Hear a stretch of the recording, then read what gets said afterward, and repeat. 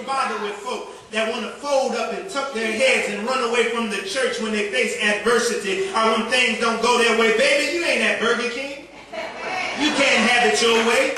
You're not at McDonald's. You can't get it in a minute. You're not at Pizza Hut or Lord have mercy, Domino's. Get it in 30 or less it's free. You're not at Papa John. We'll bring it on time or we'll bring you an extra one. You at the house of God. You either do it God's way or no way at all. Jeremiah is called in a dismal situation. He's frustrated because God's people had persecuted and killed other prophets that come before him. God, Lord have mercy, and I'm trying not to push myself too fast because this thing makes my soul catch on fire. But Jeremiah says, simply as he looks around, Deacon Matthew, he does not like what he sees. He's frustrated with God because you got to study the history of Jeremiah, because Jeremiah's frustrated with God because Jeremiah is just like Tiffany, Tay-Tay, Tamaya, and these little kids. They want to play on the playground, but here you come, God, calling me to do something I'm not ready to do. I remember 8 years old, sitting in the pulpit at Mount Carmel Baptist Church, 58 and Ray Street in Philadelphia, Pennsylvania.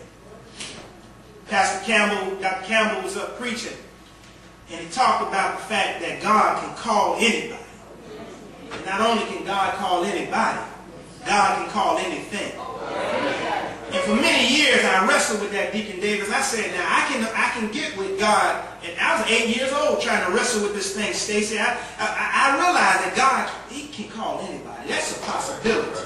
Because a drunk man, alcoholic, whatever you want to call him, told me that I was going to be a preacher one day. I just looked and laughed and kept on walking to Sunday school. But I tell Mr. Fred, if I ever get to see him again, I say, Mr. Fred, you were right and I was wrong. Are y'all with me this morning?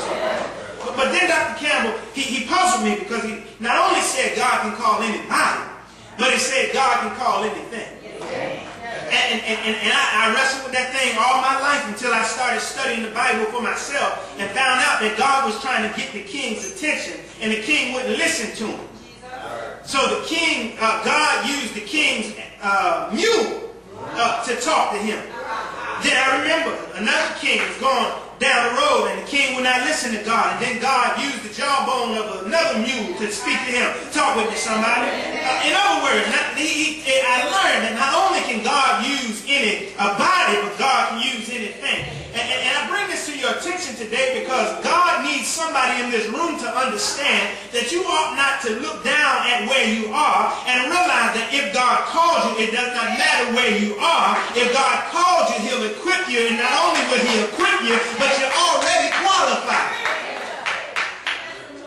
I can't preach. I've been married and divorced. I can't preach. I can't preach no more. But God said, I called you, I equipped you, and I qualified you. I can't be no deacon. I dated several people. I've been here, been there, been to clubs, been here. But God said, I called you before you went through that. There's somebody here today. I don't know why I'm preaching about this today. This is not what I intended to talk about. But since the Holy Ghost talking, I'm going to go talk more.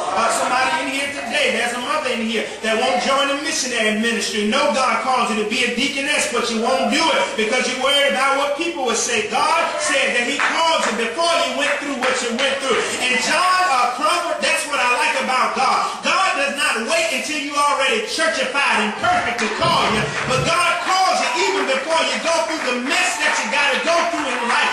And if God takes you through the mess and brings you through the mess, then you got to tell somebody that I've been through a mess and I was in ministry, but God took my mess and made a miracle, and my miracle turned into my ministry. Talk with me, somebody, if you will. Is there anybody in this room this morning that thank God that he did not hold you from doing ministry because of your mess? Is there anybody in here that's thankful that God didn't take your broken relationship and throw you away with the relationship? Is there anybody in here this morning that's thankful that God continues to look beyond your faults and sees your needs and uses you for the glory of God? You ought to tell somebody, God